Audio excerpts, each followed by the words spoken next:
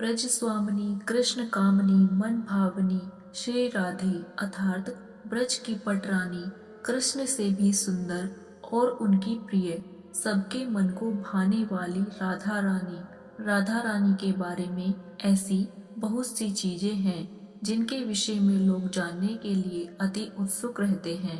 ऐसे में चलिए आज हम आपको श्री राधा रानी की मृत्यु से जुड़ा सत्य रहस्य बताने जा रहे हैं। ये तो सभी जानते हैं कि श्री कृष्ण की आधार शक्ति थी श्री राधा। कृष्ण के जीवन में उन्हें सर्वाधिक मात्र दो ही चीजें प्रिय थी, एक तो उनकी बांसुरी और दूसरी राधा रानी। माना जाता है कि कृष्ण की बांसुरी से तब तक मधुर स्वर नहीं निकलते थे जब तक श्री राधा रानी बांसुरी को अपने होठों से न लगा ले।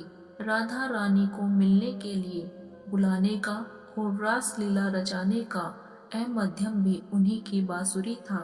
माना जाता है कि कृष्ण को बांसुरी प्रिय ही इसलिए थी क्योंकि उसमें राधा रानी की श्वास बसी थी। इसी कारण से कृष्ण अपनी बांसुरी को हमेशा अपने पास ही रखते थे और अन्य किसी के हाथ में भी नहीं देते थे। कथा के अनुसार जहाँ एक और धर्म की स्थापना के लिए कृष्ण ने मथुरा छोड़ा, तो वही राधा रानी कृष्ण विरह में प्रतिदिन उनकी पूजा करते हुए समय बिताने लगी। एक समय वो आया जब राधा रानी के पिता ने उनका विवाह किसी अन्य यादव से करा दिया और श्री कृष्ण का विवाह भी देवी रुक्मणी से हो चुका था। कई हजार वर्ष बीत जाने के बाद जब राधा रानी ने सभी सांसारिक कर्तव्यों का निर्वाह कर लिया था और श्री कृष्ण भी धर्म की स्थापना कर चुके थे, तब राधा रानी कृष्ण से मिलने द्वारका पहुंची थी, जहां उन्होंने कृष्ण के साथ साथ उनके समस्त परिवार से भेंट की।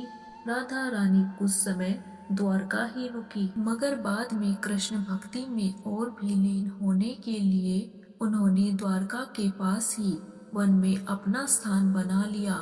श्री राधा रानी वन में अकेले रहने लगी और कृष्ण का नाम जप कर अपने अंतर ध्यान होने के समय की प्रतीक्षा करने लगी।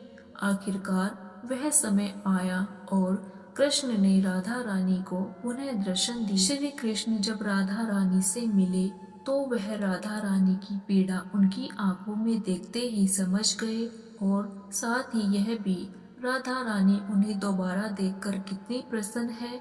उन्होंने राधा रानी से वरदान मांगने को कहा तो उन्होंने बस यह इच्छा जताई कि वह आखिरी बार कृष्ण की बांसुरी की धुन सुनना चाहती हैं। कृष्ण ने बांसुरी बजानी शुरू और तब तक बजाई जब तक राधा रानी अंतर ध्यान हो कृष्ण में ही विलीन नहीं हो गई।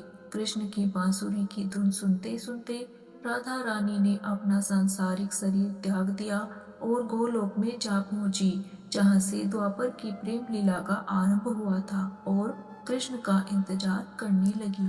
माना जाता है कि जब राधा रानी सांसारिकता का दूर अपने देवी रूप में गोलोक धाम में स्थित हुई, तब कृष्ण ने उस स्थान पर अपनी बांसुरी तोड़ दी और दो टुकड़े कर उसे फेंक दिया।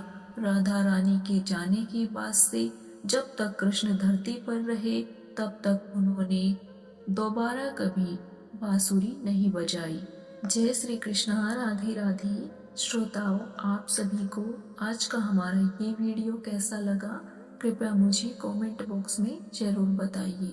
अगर आप चैनल पर नए हैं तो चैनल को सब्सक्राइब करें और अपने प्रिय परिवारजनों के साथ शेयर करना न भूलें।